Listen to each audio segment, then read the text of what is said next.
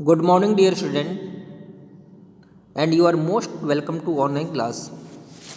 Dear student, your lesson food security in India जो आपको मैं पढ़ा रहा हूँ उसमें सबसे पहले मैं बताया था फूड ए बेसिक नेसेसिटी, फिर source of food human depends on plants and animal for food, और कल मैं पढ़ाया था what is food security and why food security.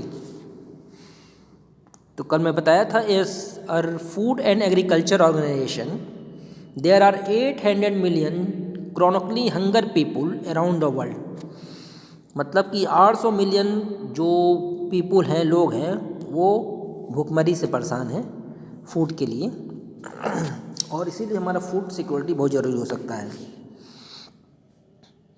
आज का आपका हेडिंग है who are the most affected by famine. Most of those affected by natural climates are either poor or the poorest of the poor who do not have the purchasing power to have their basic nutrition for food during the normal times. मतलब food who are the most affected by famine, तो मतलब जो गरीबों में गरीब है, जो अपने बेसिक न्यूट्रिशन, बेसिक रिक्वायरमेंट को पूरा नहीं कर पा रहा है, जो अपने भोज खाने के लिए सामानों को खरीद नहीं पा रहे हैं, और उसके साथ साथ एक अपना समान जीवन यापन कर रहे हैं और भोजन नहीं खरीद पा रहे हैं, वो इधर उधर से मांग के या भीख मांग के खा रहे हैं, तो this is the affected by famine. Let alone emergency like natural disaster like flood, cyclone, draft और अर्थक्वेक। ये भारत में अक्सर, भारत के पूरे विश्व में जो एक ये प्राकृतिक घटनाएं हैं, जैसे डिजास्टर हो गया, फ्लड हो गया, साइक्लोन हो गया, अर्थक्वेक हो गया, इन वजह से भी हमारे जो फूड्स है उस पर बहुत ही प्रभाव पड़ता है, इफेक्ट डालता है। क्योंकि अगर मान लीजिए डिजास्टर आ गया तो बहुत सारे फसल बर्बाद हो जाते हैं बाढ़ से, साइक्लोन से, सूखा से, और हमारा पूरा जो कृषि सिस्टम है, एग्रीकल्चर सिस्टम है, वो प्रभावित हो जाता है।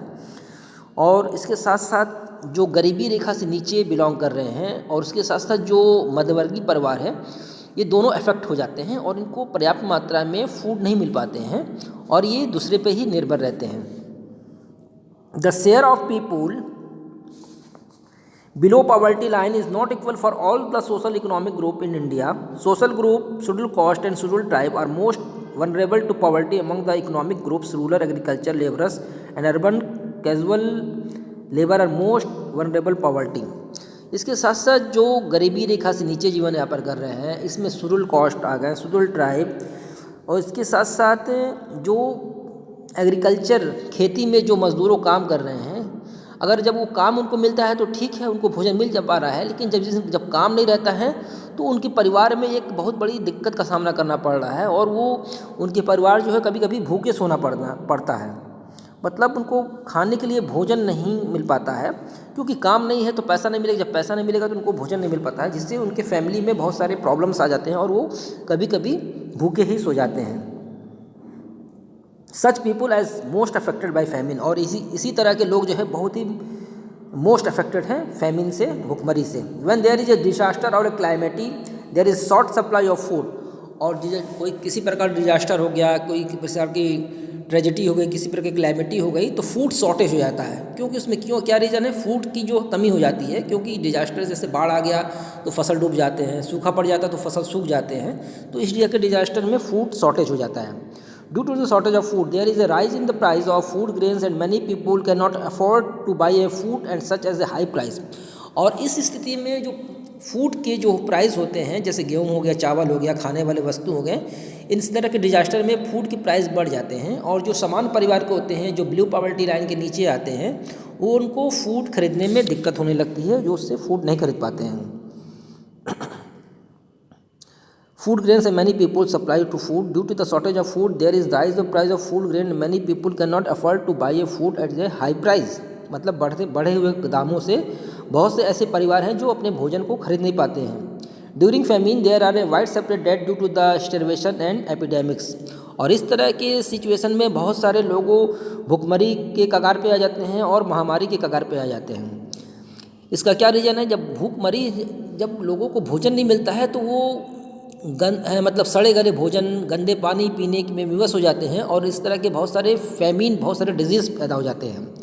एक आप एक एग्जाम्पल बता रहे हैं, the Bengal famine of 1943 shook the country to his foundation, it was most devastating and killed about 3-4 million people.